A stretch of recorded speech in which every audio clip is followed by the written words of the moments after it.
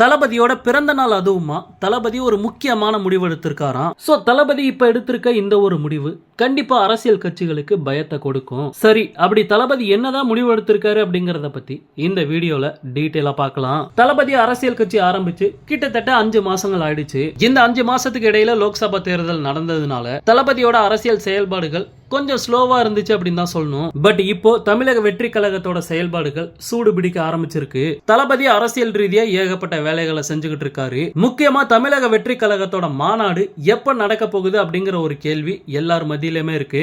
நம்ம சேனல்ல ஆல்ரெடி சொல்லியாச்சு, செப்டம்பர் மாசம் கண்டிப்பா மாநாடு நடக்குது அப்படின்ட்டு.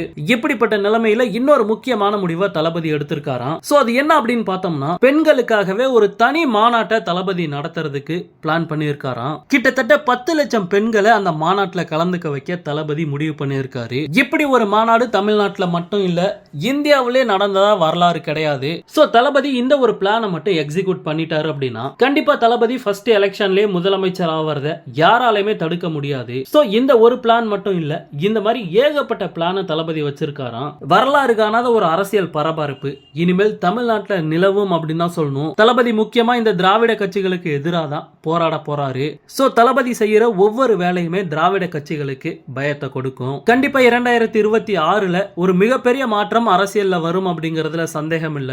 ஓகே நண்பா, தளபதியோட இந்த ஒரு ஐடியா பத்தி உங்களுடைய கருத்து என்ன அப்படிங்கறத மறக்காம கமெண்ட்ல ஷேர் பண்ணுங்க. தளபதியோட எல்லா அப்டேட்டையுமே மிஸ் பண்ணாம பார்க்க நம்ம சேனலை சப்ஸ்கிரைப் பண்ணி சப்போர்ட் பண்ணுங்க. தேங்க்யூ.